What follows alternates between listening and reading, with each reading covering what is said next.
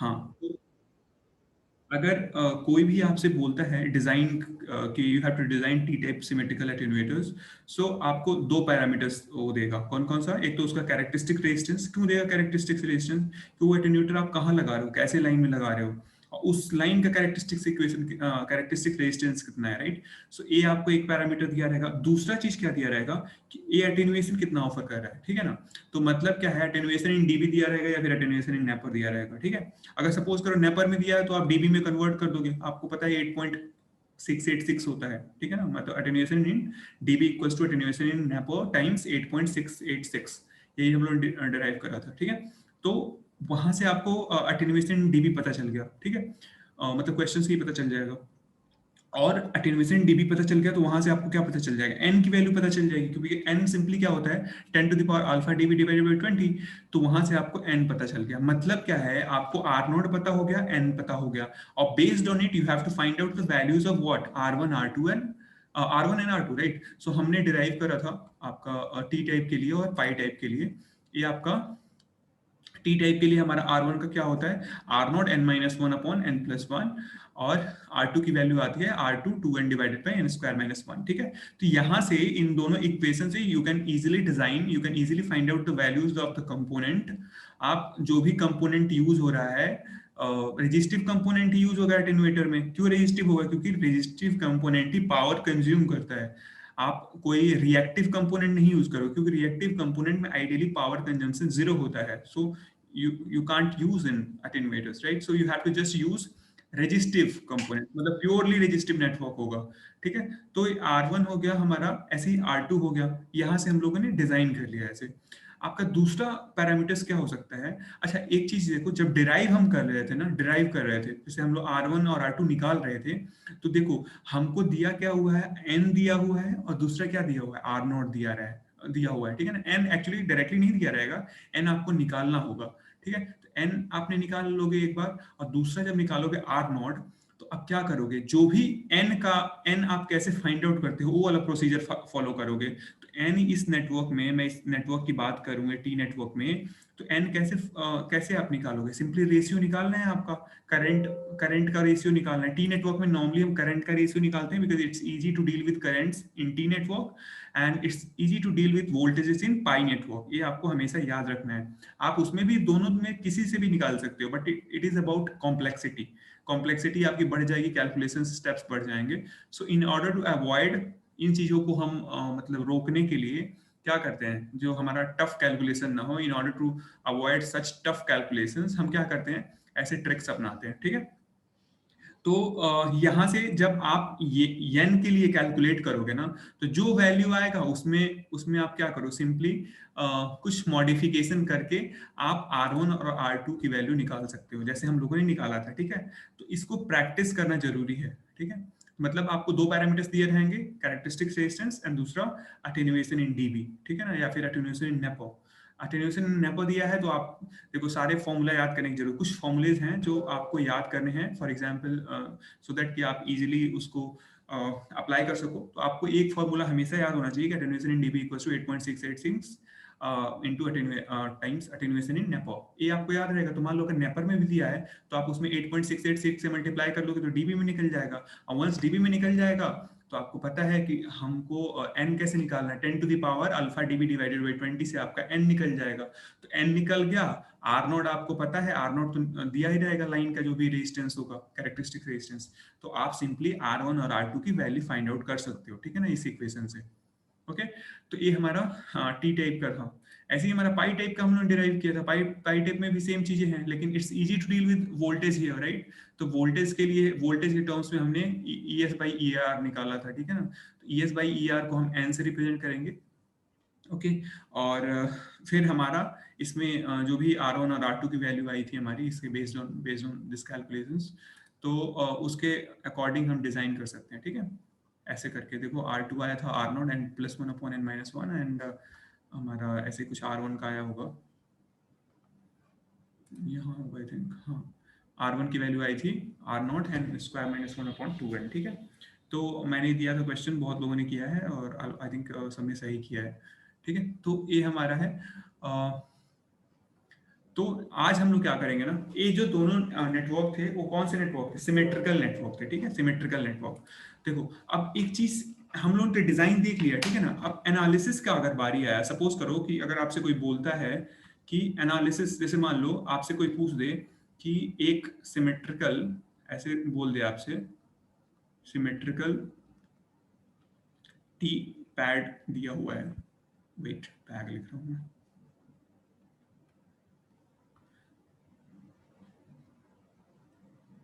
एक symmetrical T pad दिया हुआ है और उसमें जो आपका R1 है, ऐसे बोल दे सपोज करा कि 250 ओम है, R2 जो है से 275 ओम है, ठीक है। अब आपसे क्या पूछ सकता है वो, अगर ऐसे कुछ दिया हुआ है तो आपसे क्या बोल सकता है कि आपको क्या निकालना है, अल्फा डीबी निकालना है, मतलब एटेन्युएशन निकालना है कि कितना एटेन्युएशन ये ऑफर करेगा, एटेन्युएशन ये ऑफर करेगा फर्स्ट। दूसरा आपसे क्या पूछ सकता है वो, एटेन्युएशन डीबी तो पूछ ही लिया, दूसरा वो क्या पूछ सकता है कि ये इसका कैरेक्टरिस्टिक रेजिस्टेंस कितना होगा, आर नॉट। तो ये अगर आपसे पूछता है ना, इस चीज को हम लोग क्या बोलते हैं, ये अगर ऐसा कुछ आपको करना होगा, इस चीज को हम लोग बोलते हैं एनालिसिस, ठीक है ना। मतलब you have been given the values of the component and you have to find out the different parameter associated with this particular network, तो उसको बोलते हैं हम लोग एनालिसिस, ठीक है ना, इसको बोलते हैं हम लोग एनालिसिस, ठीक है। तो अगर ऐसे करना है तो ये आप इजीली निकाल सकते हो, ठीक है ना। मैं बोलूँ कि आपको R1 R2 दिया हो तो सबसे पहले क्या करोगे आप, सिंपल एक नेटवर्क बनाओगे ऐसे, ठीक है। आपको ये आपको याद होगा, ये क्या होता है, R0 होता है, और ये होता है R1, ये होता है R1 और ये होता है हमारा R2। अब वैल्यूज रख दो जो जो दिया हुआ है, तो क्या क्या दिया है यहाँ पे, देखो R1 की वैल्यू कितनी दी है, 250 ओम, R2 की वैल्यू कितनी दी है, 275 ओम, ठीक है। अब एक चीज बताओ, सॉरी तो वो वेट वेट वेट, ये है 250, वेट क्या हो रहा है, 250 ओम, और ये है हमारा R2 कितना है, 275 ओम, ठीक है। अब मैं आपसे इस नेटवर्क के बारे में पूछूं कि ये हमारा क्या है, ये हमारा सिमेट्रिकल टी पैड है। अब मैं आपसे पूछूं कितना एटेन्युएशन ऑफर करेगा, ठीक है ना। तो आपको याद होगा जब भी हम लोग एटेन्युएशन निकाल रहे थे, ठीक है ना, हमको अगर एटेन्युएशन निकालना है तो मेरे को क्या निकालना हो रहा था, हमको निकालना हो रहा था ये वाला चीज IS, और ये है हमारा IR, ये निकालना हो रहा था। तो आपको याद होगा इससे आई आर इक्वल क्या निकालोगे, सिंपली आपको फॉर्मूला याद है तो ठीक है, नहीं याद है तब भी चलेगा, कभी फॉर्मूला के पीछे नहीं भागना है, ठीक है ना। फॉर्मूला याद रहता है तो चलो जल्दी हो जाता है आपका काम, लेकिन फॉर्मूला हमेशा प्रैक्टिस से आता है, ठीक है। और अगर फॉर्मूला याद नहीं है तो ये नहीं कि हाथ खड़े कर देने, क्योंकि हम पढ़ ही इसलिए रहे हैं बेसिक्स, इसीलिए हम लोग देख रहे हैं ना कि आप वहां पे डिराइव कर सको, कोई दिक्कत नहीं है, बहुत ईजी है। तो आई आर अगर मेरे को निकालना होगा तो क्या हो जाएगा, सिंपली IS और टाइम्स किस में हमको करंट निकालना है, ये R1 और R0 के सीरीज कॉम्बिनेशन में, ठीक है ना। तो देखो क्या हो गया है, यहां से हम वेट, ये हो जाएगा आपका 275 ओम, और डिवाइडेड बाई कितना हो जाएगा, देखो 275 ओम प्लस 250 ओम और प्लस R0, यही होगा ना। अब यहां से मैं पूछूं IS बाई IR, तो IS बाई IR जो होता है वो क्या होता है आपका, कितना हो जाएगा यहाँ से, ये हो जाएगा 275 और 250 मिलके कितना बनेगा, ये 0, समझ रहे हो मैं क्या कर रहा हूँ, किसी को कोई प्रॉब्लम तो नहीं है इसमें मैं क्या लिख रहा हूँ। No sir. No sir. ठीक है, तो ये हो गया 525 ओम और प्लस R0 डिवाइडेड बाई कितना हो जाएगा 275 ओम, और ये IS बाई IR क्या है हमारा, अल्फा N है, ठीक है ना, N, ठीक है। तो ये हमारा फर्स्ट इक्वेशन आपने मान लो ऐसा किया, ठीक है। दूसरा इक्वेशन आपको क्या करना होगा, इसका R0 कैलकुलेट करना है, ठीक है ना। यहाँ से पहले एक्चुअल में पहला काम तो होता ही, अगर एनालिसिस करना है तो पहला काम R0 कैलकुलेट करना ही होता है, बट मैंने पहला इक्वेशन लिख दिया, तो लाइक मैं बोलूँ कि कैलकुलेट, सो पहला काम वैसे R0 ही कैलकुलेट करना है इस पर्टिकुलर उसमें सिस्टम में। तो R0 इसमें कैसे कैलकुलेट होगा, आपको याद होगा जब भी हमको कैरेक्टरिस्टिक्स रेजिस्टेंस या फिर कैरेक्टरिस्टिक्स इंपीडेंस कैलकुलेट करना था, तो हम दो तरीके से कर सकते थे। एक तो हम short circuit open circuit impedance निकाल, ओपन सर्किट रेजिस्टेंस निकाल के और क्या करते हैं उसका अंडर रूट ले लें मल्टीप्लाई करके, ठीक है। या फिर जो कन्वेंशनल तरीका है, मान लो कुछ भी याद नहीं है तो फिर वैसे कर लें, ठीक है। तो कन्वेंशनल तरीका क्या है, पहला तरीका कि हम इधर से देख रहे हैं तो क्या आना चाहिए, आर नॉट आना चाहिए। तो आर नॉट की वैल्यू क्या हो जाएगी, देखो आर नॉट प्लस यहाँ से आ जाएगा आर नॉट प्लस 250, और एक किसके साथ पैरेलल में होगा, ये पैरेलल में होगा 275 ओम के साथ, और एक पूरा किसके साथ टोटल सीरीज में होगा 250 ओम के साथ, ठीक है। ठीक है, अब यहां से आप आर नॉट इक्वल टू हो जाएगा 250 प्लस 275 आर नॉट प्लस 250, और ये हो जाएगा 275 प्लस आर नॉट प्लस 250, ठीक है।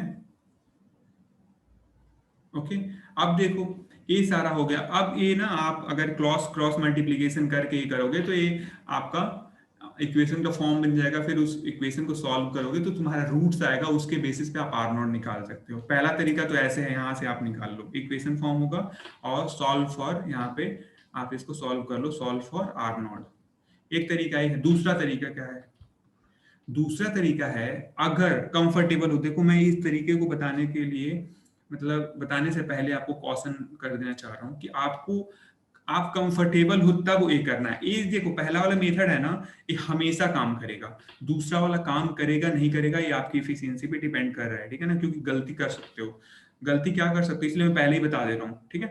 आपको याद होगा कि हम लोग जब जेड ओटी निकालते थे, मतलब जेड नॉट निकालते थे, जेड नॉट निकालते थे किसके लिए, सिमेट्रिकल टी सेक्शन के लिए, तो क्या निकालते थे हम लोग, अंडर रूट में z1 square by 4 plus z1 z2। याद है ना आप लोगों को, सबको याद होगा, मैंने बोला था याद करने के लिए, ठीक है। ये हम लोग जब सिमेट्रिकल टी नेटवर्क के लिए कैरेक्टरिस्टिक इंपीडेंस निकालते थे जेड नॉट, तो मैं बोलूं सिमेट्रिकल टी नेटवर्क का कैरेक्टरिस्टिक रेजिस्टेंस कितना होगा, तो यही होगा ना, R1 का square divided by wait 4 plus R1 R2, यही होगा।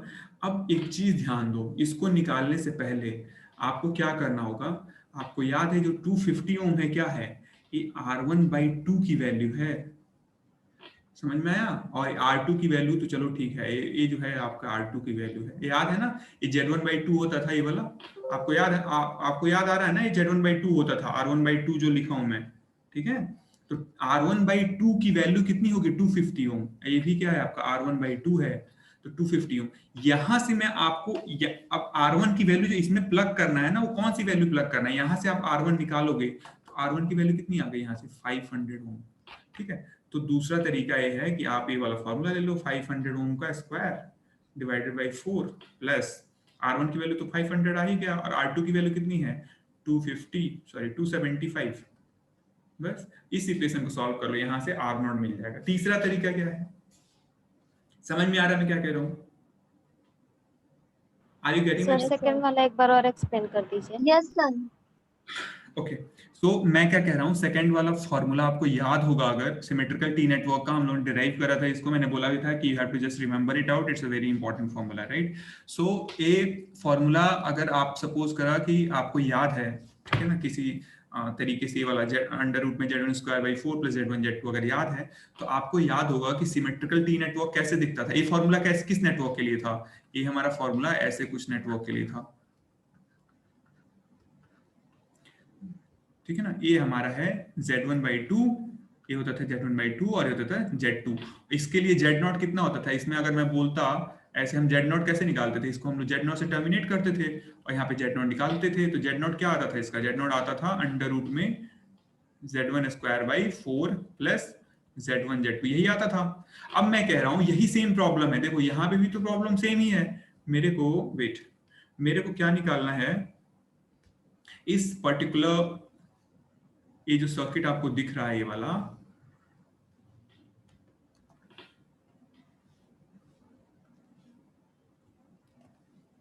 ये देखो ये सेम ही सर्किट है ना, देखो वैसे ऊपर वाले जैसे सर्किट है ना ये। अब मेरे को क्या करना है, सिंपल मैं क्या करूंगा कि हमको यहाँ पे कैरेक्टरिस्टिक्स इंपेडेंस ना हो कि हमको कैरेक्टरिस्टिक्स रेजिस्टेंस निकालना है, तो हम सिंपली जेड नॉट को आर नॉट से रिप्लेस करेंगे। क्या फर्क पड़ता है, आर वन स्क्वायर, क्योंकि प्योरली रेजिस्टिव सर्किट है तो R one square by 4 plus R one R two हो जाएगा। ठीक है, ये समझ में आ रहा है ना। फॉर प्योरली रेजिस्टिव नेटवर्क, और आपको पता है प्योरली रेजिस्टिव नेटवर्क क्या होता है, एटेन्यूएटर होता है। एनीवेज, तो अगर प्योरली रेजिस्टिव नेटवर्क मैं बोलूं तो ये आपका इक्वेशन हो जाएगा आर नॉट।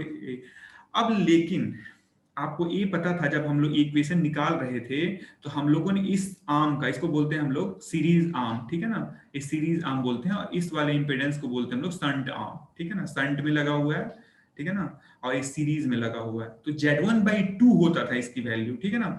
तो ऐसे ही इसकी जो वैल्यू होगी जो 250 ओम दिया है, ये किसके बराबर होगी, R1/2 के बराबर होगी, ना कि R1 के बराबर होगी।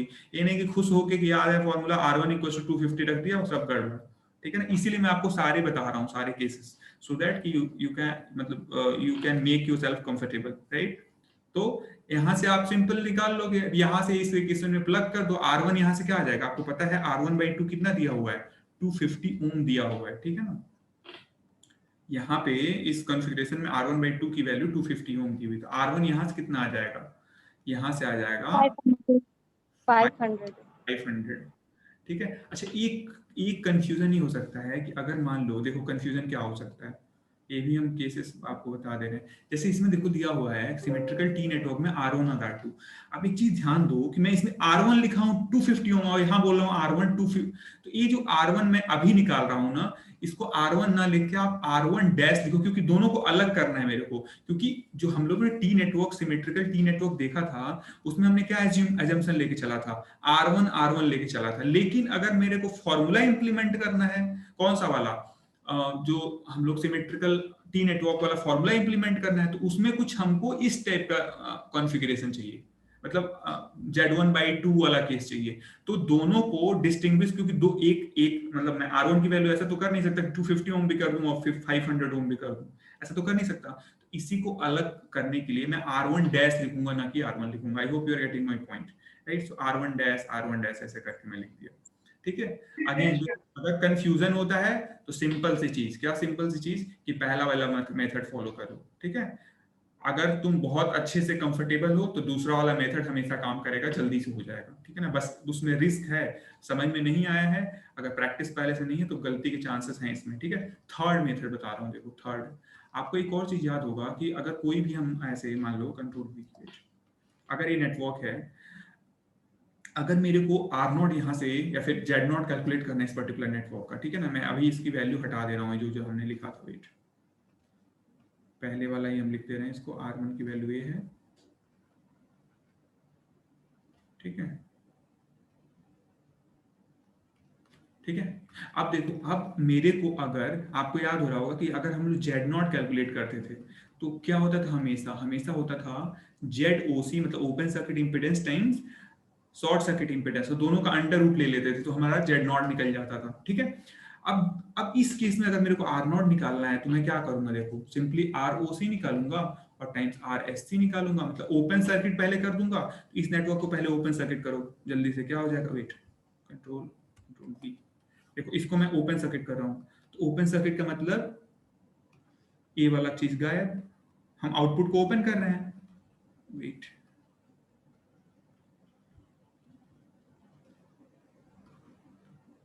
ठीक है।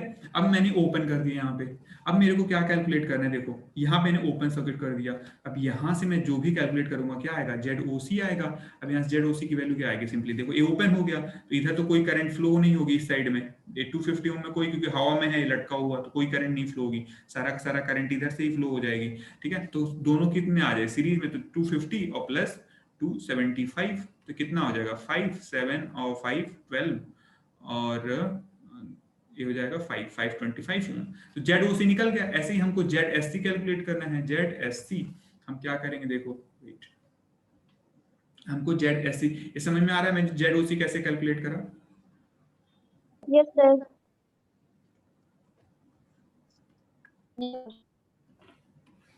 ठीक है ना। अगर मेरे को सपोज करो कहीं नहीं समझ में आएगा तो you can raise your hands,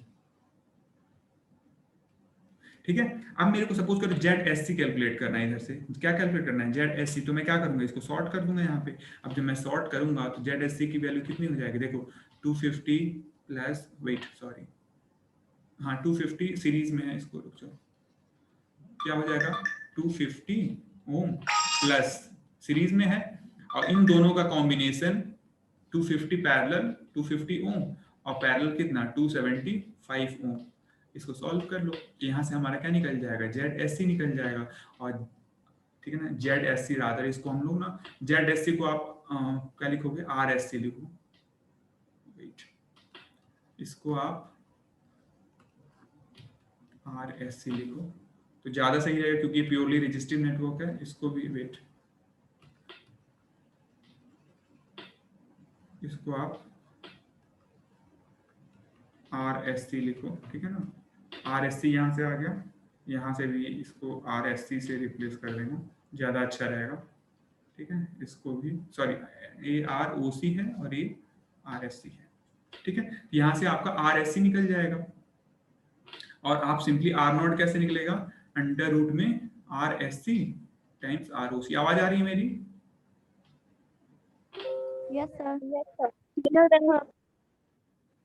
ठीक है, अब इससे आपका इसको सॉल्व कर लेना, मेरे को बता देना, पोस्ट कर देना अपने ग्रुप में। ठीक है, तो ये जो है, ऐसे हम लोग क्या करते हैं, ऐसे हम लोग करते हैं डिजाइन एनालिसिस। ठीक है ना, एनालिसिस पार्ट है, इसको बोलते हैं हम लोग एनालिसिस पार्ट। मतलब दोनों चीजें दी हुई हैं, और then we have to find out the values of, I mean the values of the components are given, and we have to find out the values of various parameter associated with attenuators, right.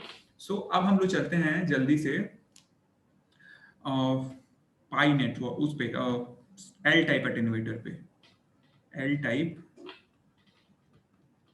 Attenuator.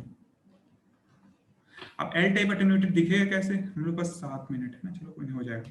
L type attenuator देखो दिखेगा कैसे, आपको याद होगा कि L type attenuator, L type जो हम लोग नेटवर्क डिराइव कर रहे थे, तो किससे कर रहे थे, सिमेट्रिकल पाई या सिमेट्रिकल टी से हम लोग डिराइव कर सकते हैं एल टाइप। ठीक है ना, एल टाइप कैसे दिखेगा, ये R1 हो जाएगा, ये R2 हो जाएगा। ठीक है, अब ये हमारा एल टाइप अटेन्यूएटर नेटवर्क हो गया। अब मैं एक किसी लाइन में लगाओगे, तो लाइन में लगाओगे तो उसका लाइन का अपना इम्पीडेंस होगा, रादर रेजिस्टेंस होगा आर नॉट, और ठीक है, और ये जो है ये हो जाएगा सेंडिंग करंट आई एस, और ये हो जाएगा रिसीविंग करंट आई आर। ठीक है, अब एक चीज देखो, मेरे को क्या निकालना है, ध्यान से देखो। मेरे को इसमें, अगर मैं इस नेटवर्क की बात करूं, तो मैं इसमें क्या निकालूं तो ज्यादा कंफर्टेबल रहूंगा, बताओ। वोल्टेज निकालूं या फिर करंट निकालूं, बताओ। ऐसे नेटवर्क में, Voltage. ऐसे नेटवर्क में मैं वोल्टेज निकालूं या फिर, Voltage. सब करंट। इसमें दोनों निकाल सकते हैं, इसमें कोई दिक्कत नहीं। चलो मैं वोल्टेज से कर दे रहा हूँ, ठीक है ना। इसमें करंट से भी कर सकते हो, क्योंकि आई आर सिंपली क्या हो जाएगा, आपको पता है कि अगर मैं पूछूं आई आर तो क्या है, आई एस, ये वाला करंट तो आपको दिया हुआ है, उसके पैरेलल में R2 है। ठीक है ना, तो ऐसे करके भी निकाल सकते हो। वोल्टेज, मैं वोल्टेज के टर्म्स में निकालता हूँ। एल टाइप अटेन्यूएटर में, एल टाइप नेटवर्क में आप दोनों में से कोई भी वोल्टेज डिवीजन रूल या फिर करंट डिवीजन रूल दोनों लगा सकते हो। सो लेट्स कि हम यहाँ पे सपोज करो कि मैं वोल्टेज निकाल रहा हूँ, ठीक है ना। तो जो वोल्टेज है यहाँ पे, जैसे मान लो, वेट, तो यहाँ पे मैं मान लो ES है, ठीक है ना। वोल्टेज वाला थोड़ा सा टफ पड़ेगा, और यहाँ पे इसके अक्रॉस जो वोल्टेज होगा ये क्या है, ER है, ER है, ठीक है ना। अब आपको पता है कि जो वोल्टेज होता है पैरेलल कॉम्बिनेशन में वो सेम होता है, तो मतलब जो ये ER वोल्टेज इस पॉइंट पे है, वही ER वोल्टेज यहाँ पे भी होगा, और इस पॉइंट का वोल्टेज कितना है, ES है। तो यहाँ पे वोल्टेज डिवीजन रूल लगा दो, तो क्या आ जाएगा, ER की वैल्यू क्या आ जाएगी, देखो ये दोनों पैरेलल में है, R0 और R2, ठीक है ना। तो क्या हो जाएगा, R0 parallel R2 divided by क्या हो जाएगा, R1 plus R0 parallel R2, और टाइम्स क्या हो जाएगा, ES हो जाएगा। ठीक है, ये हमारा वोल्टेज डिवीजन रूल से आ गया। अब मैं इसको कर लूँ ES बाई ER कर लूँ, मान लो ES बाई ER निकाल लूँ, तो क्या आ जाएगा, देखो ये हो जाएगा R1 प्लस, मैं इसको ब्रैक कर दूँ तो क्या हो जाएगा, R0 R2 divided by R0 plus R2 divided by R0 R2 upon R0 plus R2। ठीक है, मैं इसको सॉल्व करूं अगर, तो क्या बचेगा देखो, ये बचेगा R1, ये हो जाएगा R0 plus R2 plus R0 R2, ठीक है, डिवाइडेड बाय R0 R2, ठीक है। तो आपको पता है कि n को हम लोग किससे इंडिकेट कर रहे थे, ES बाई ER से कर रहे थे ना। तो कितना आ गया देखो, A आ गया आपका 1 plus R1 R0 plus R2 divided by R0 R2, ठीक है ना। ये किसकी वैल्यू हो गई, ये n की वैल्यू हो गई फर्स्ट। ऐसे ही यहाँ से n-1 निकाल लोगे, कितना आ जाएगा, R1 R0 plus R2 divided by R0 R2, ये आ गया दूसरा, ठीक है। अब देखो, अब मेरे को ये वाला जो नेटवर्क है, ये जो हमारा नेटवर्क है पूरा, वेट,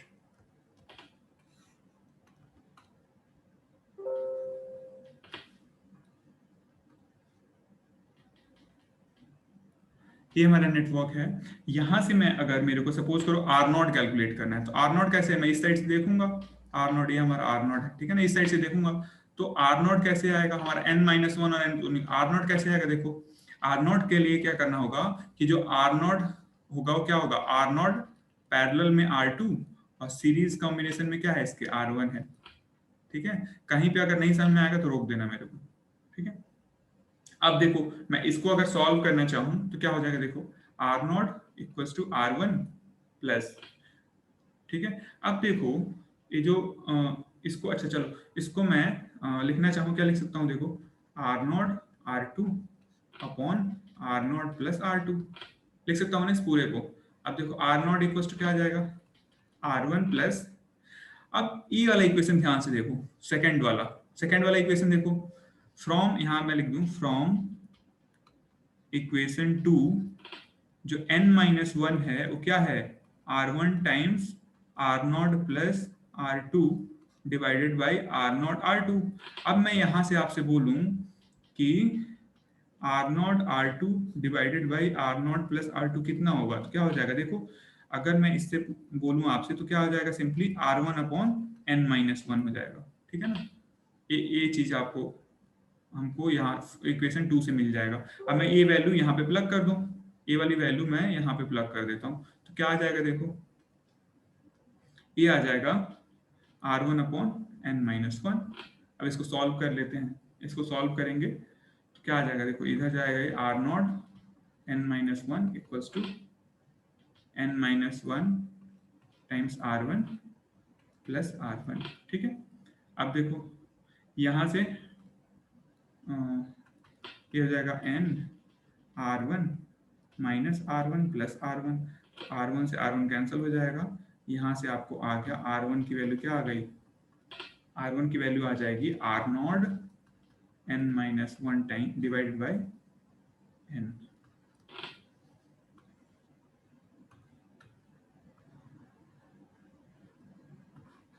ये समझ में आया, कहां से आया, यस सर। ओके। अब हम क्या करेंगे, इस वाला ये हमारा इक्वेशन आ गया थर्ड, इस चीज को प्लग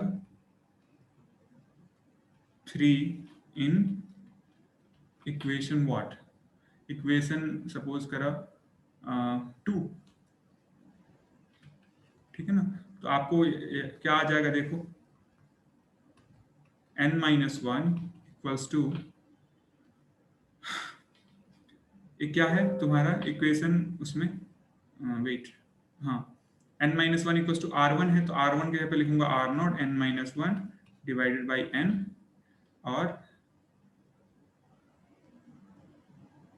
ये हो जाएगा R0 plus R2 divided by R0 R2,